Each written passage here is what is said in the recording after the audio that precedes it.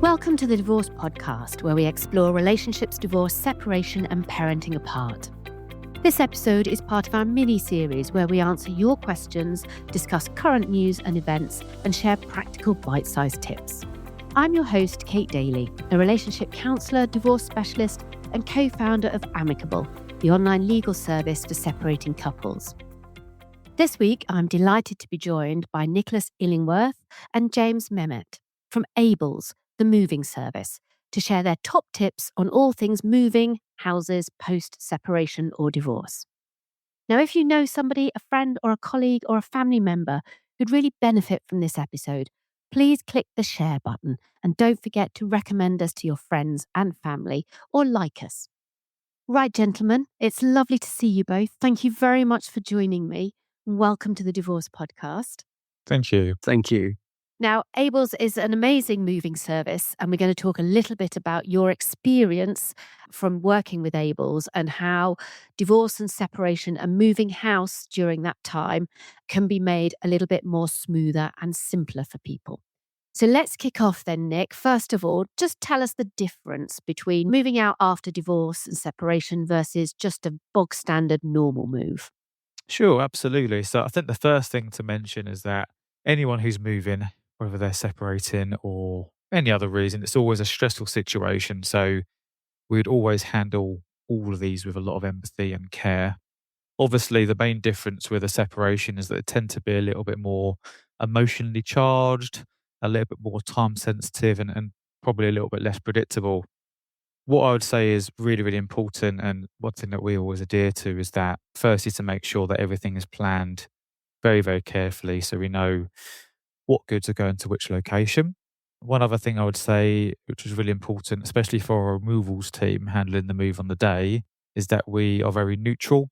We're acting really professional, making sure that we're being really private and handling things very discreetly. And I would say being slightly more empathetic than you usually would with a normal type move.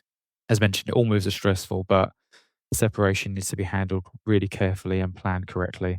And you touched on a really interesting point there, which is the planning aspect of it. And you'd kind of hope, wouldn't you, that everyone had sorted out who was taking Granny's china and that painting that nobody liked, but now you spent a long time arguing over, actually has a particular destination in mind. What happens if that's not the case? Do you have to get involved? Do you effectively have to mediate those arguments?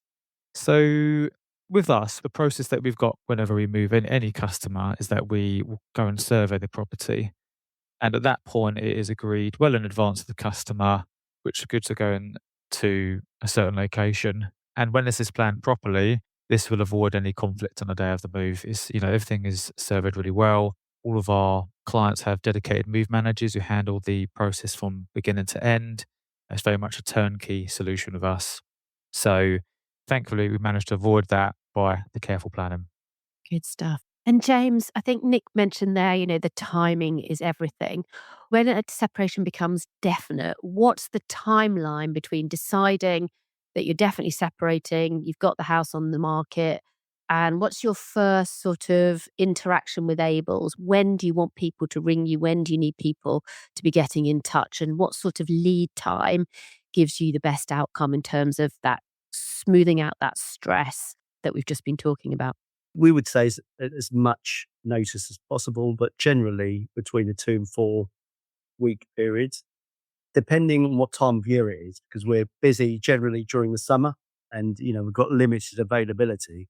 So I'd say between 3 and 4 weeks is generally the right amount of notice. But, we are quite flexible and accommodating.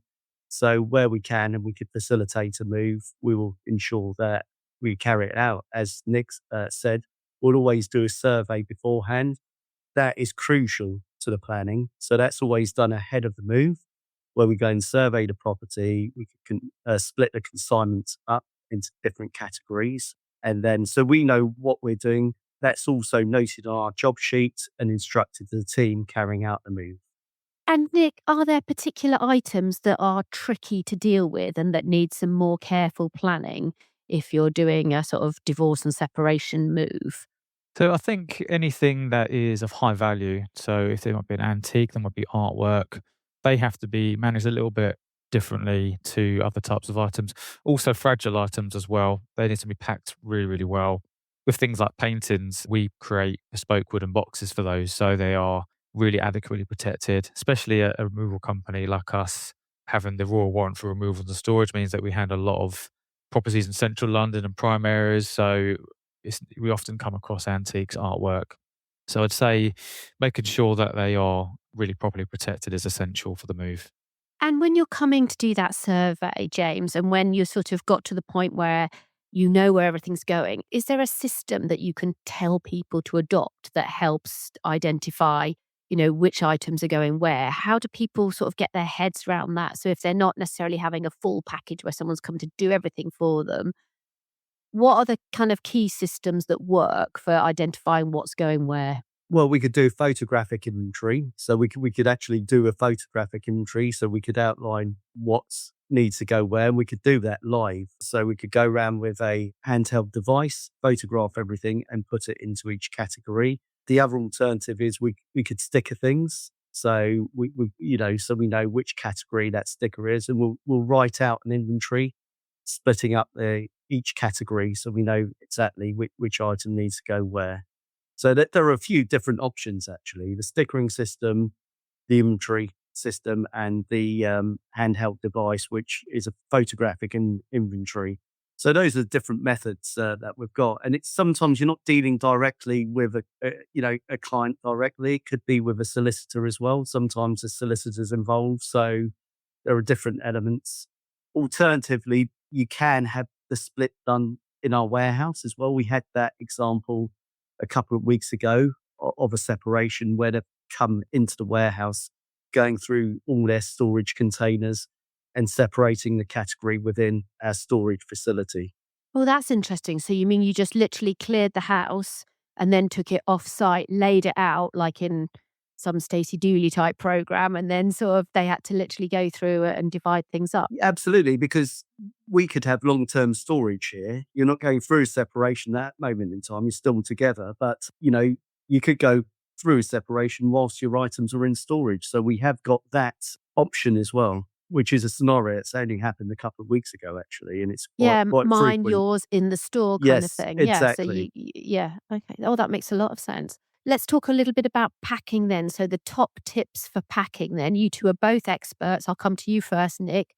Top tips for packing. What are we supposed to be doing here? And I am particularly interested as I have just sold my house. Just had an offer accepted on a house I want to buy. So this is very pertinent to me. I'm totally make no bones about this. This is pure self-interest. Well, congratulations first of all on your upcoming sale.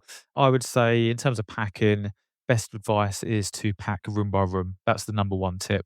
Living room, kitchen, bathroom, separate all the goods and make sure they're labeled correctly, not just of the contents, but also the destination as well. Second tip I would say is to create an essentials box for the day of your move. So you might have important documents like passports. You might have some clothes in there, chargers, that sort of thing. And the third tip I'd have is avoid last minute packing. Make sure you do it well in advance. Moving is stressful. The day of the move is stressful when you're waiting for your confirmation of exchange and completion. So get it all done well in advance to prevent any last minute drama. Good tips. James, anything to add? For anything expensive, we could do made to measure crating to protect that item. Books, we would recommend packing them in large boxes. Always pack books in smaller cartons because they're easier to carry. And it prevents, when you're stacking them on top of a fragile box, it prevents crushing. If you're packing anything China or fragile, make sure what we call is lots of crushed paper within the box to protect the item, and make sure you wrap it very well. Like, when you go into a fish and chip shop, wrap it with paper a few times as well as surrounding it with crushed paper to keep it secure within the box. So those will be my tips. And as Nick quite rightly said, make sure you label it so you know what's inside each box. Now, I'm going to ask you both in just a moment to share your top tips for making the moving process a little bit smoother. And I know people wouldn't want to miss those. But before we get on to that, if you're listening and this episode has given you a bit of clarity and a top tip, or just made things feel a little bit more manageable, then please make sure to follow the Divorce Podcast on your favourite podcast app. Don't forget, we're here each week with expert advice and real support to help you through your separation every step of the way. Now, final tips. What are your top tips for making the moving out process smoother? James. Always do a technical survey, because if we're moving out to a property, we need to see what access is like to avoid any surprises. That will be tip number one. Tip number two, go through your inventory if you want to get in certain items first. So if it's a move happening over a few days, so let's say 4 days, and you want to sleep in that property, ensure you get your bedroom furniture on day one so you could sleep in the property overnight. And also make sure you put down things like rugs first, get the rugs out, because obviously you're going to need to place tables and things on top of that rug. So that would be my advice. Planning. You could do things on day one, essentials, as you quite rightly said, Nick, earlier. If you got anything essentials like, you wanted your kitchenware on day one, your bedroom furniture on day one, so you could live in the house whilst you're moving, that would be my tip, to get those items out on your first day. Brilliant. Thank you. And Nick, what about your top tips? I have 3 actually. So the number 1 tip I would say is plan early to avoid disappointment. Don't wait until you've exchanged to get in touch with us. Get in touch with us really early in the process. We can survey it, we can provide a quotation and a schedule for the move. So that's one less thing to worry about in what is already a quite stressful experience. Always communicate with the removals team. Let us know if anything changes, would be my second tip. And in the context of someone going for a separation or divorce, try and separate the emotion from logistics. That'd be my final tip.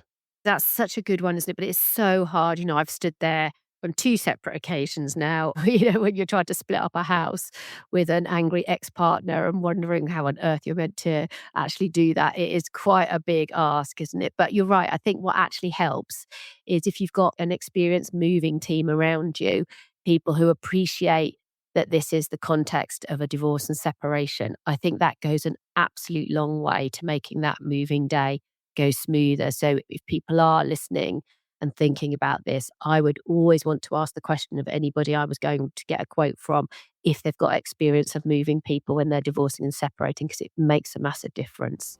It genuinely does. So with that experience that you have, I think it's a fantastic service. So thank you very much indeed for joining me today. It's been a great whistle-stop tour of top tips for moving post-divorce and separation. Thanks very much, guys. Thank you. Thank you.